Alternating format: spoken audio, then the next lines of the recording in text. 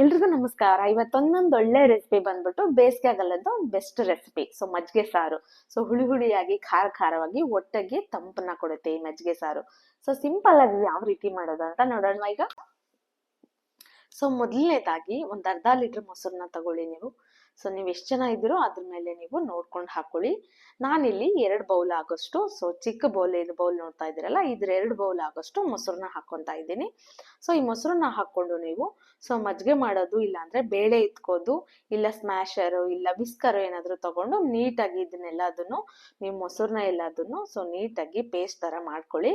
So ಒಂಚೂರು ಗಡ್ಡೆ ಏನು ಇಲ್ದಿರ ನೀಟಾಗಿ ಕಲಿಸ್ಕೊಳ್ಳಿ ಮೊಸರನ್ನೆಲ್ಲದನ್ನು. ಸೊ ಈ ರೀತಿಯಾಗಿ ಕಲ್ಸ್ಕೊಳ್ಳಿ.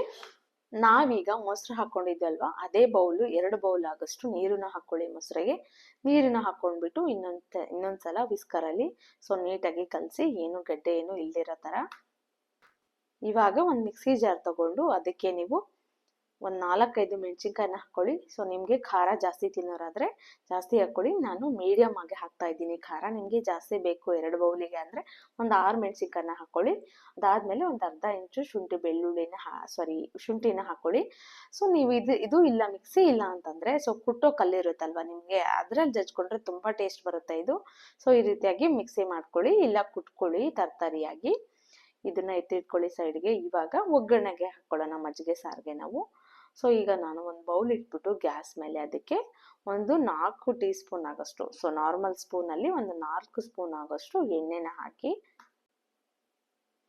ಸೊ ಇವಾಗ ಇದಕ್ಕೆ ಕಡಲೆಬೇಳೆನ ಹಾಕಿ, ಸಾಸಿವೆ ಜೀರಿಗೆನ ಹಾಕಿ ಎಷ್ಟು ಬೇಕೋ ಅಷ್ಟು. ಅದಾದ್ಮೇಲೆ ಒಂದೆರಡು ಒಣಮೆಣಸಿನ್ಕಾಯಿನ ಹಾಕಿ, ಒಣಮೆಣಸಿನ್ಕಾಯಿ ಹಾಕಿದ್ಮೇಲೆ ಒಂದು ಮೀಡಿಯಂ ಸೈಜ್ ಈರುಳ್ಳಿನ ಕಟ್ ಮಾಡ್ಕೊಂಡು ಹಾಕೊಳ್ಳಿ. ಈರುಳ್ಳಿ ಏನು ಜಾಸ್ತಿ ಬೇಯಿಸೋ ಅವಶ್ಯಕತೆ ಇಲ್ಲ, ಫ್ರೈ ಮಾಡೋ ಅವಶ್ಯಕತೆ ಇಲ್ಲ. ಸ್ವಲ್ಪ ಹಸಿ ಹಸಿ ಆಗಿದ್ರೇನೆ ಮಜ್ಜಿಗೆ ಸಾರಿಗೆ. ಸೊ ಆ ಹಸಿ ಟೇಸ್ಟು ಈರುಳ್ಳಿ ಟೇಸ್ಟ್ ಅನ್ನೋದು ಮಜ್ಜಿಗೆ ಸಾರು ಕಾಂಬಿನೇಷನ್ ಚೆನ್ನಾಗಿರುತ್ತೆ. ಸೊ ಒಂದು ಸ್ವಲ್ಪ ಫ್ರೈ ಮಾಡಿದ್ರೆ ಸಾಕಾಗುತ್ತೆ, ಪೂರ್ತಿಯಾಗಿ ಏನು ಫ್ರೈ ಮಾಡಬೇಡಿ, ಸ್ವಲ್ಪ ಹಸಿ ಹಸಿಯಾಗಿ ಇರಲಿ ಈರುಳ್ಳಿ ಬಂದ್ಬಿಟ್ಟು. ಸೊ ಈರುಳ್ಳಿ ಸ್ವಲ್ಪ ಫ್ರೈ ಆದ್ಮೇಲೆ ನಾವು ಹಸಿ ಮೆಣಸಿನ್ಕಾಯಿನ ಕುಟ್ಟಿ ಇಟ್ಕೊಂಡಿದ್ವಲ್ವಾ, ಅದನ್ನ ಫ್ರೈ ಮಾಡಿ ಹಸಿ ವಾಸನೆ ಹೋಗೋವರೆಗೂ ಒಂಚೂರು. ಸೊ ಇದೇನು ಜಾಸ್ತಿ ಕ್ವಾಂಟಿಟಿ ಇಲ್ಲ ಅಲ್ವಾ, ಒಂದು 1/2 ಸೆಕೆಂಡ್ ವರೆಗೂ ಫ್ರೈ ಮಾಡಿದ್ರೆ ಸಾಕಾಗುತ್ತೆ. ಇವಾಗ ನೀವು ಹಸಿ ಕರಿಬೇವನ್ನ ಹಾಕಿ ಇದೆಲ್ಲದನ್ನು ನೀವು ಸಿಮ್ಮಲ್ಲಿ ಹಿಡ್ಕೊಂಡೆ ಮಾಡಿ. ಸೊ ಮೀಡಿಯಂ ಫ್ಲೇಮಲ್ಲಿ ಇಟ್ಕೊಂಡ್ರೆ ಸೊ ಈರುಳ್ಳಿ ಇಲ್ಲ ಅಂದ್ರೆ ಕಡಲೆಬೇಳೆ ಅದೆಲ್ಲದು ಒತ್ತೋಗ್ಬಿಡುತ್ತೆ. ಸೊ ಸಿಮ್ಮಲ್ಲಿ ಇಟ್ಕೊಂಡೆ ಮಾಡಿದ್ದೆಲ್ಲದನ್ನು. ಕರಿಬೇವನ್ನ ಹಾಕಿದ್ಮೇಲೆ ಸೊ ಒಂದು ಚಿಟಿಕೆಯಷ್ಟು ಅರಿಶಿನ ಪುಡಿನ ಹಾಕಿ, ಸೊ ಅರಿಶಿನ ಪುಡಿನ ಹಾಕ್ಬಿಟ್ಟು ಸ್ವಲ್ಪ ಫ್ರೈ ಮಾಡಿ.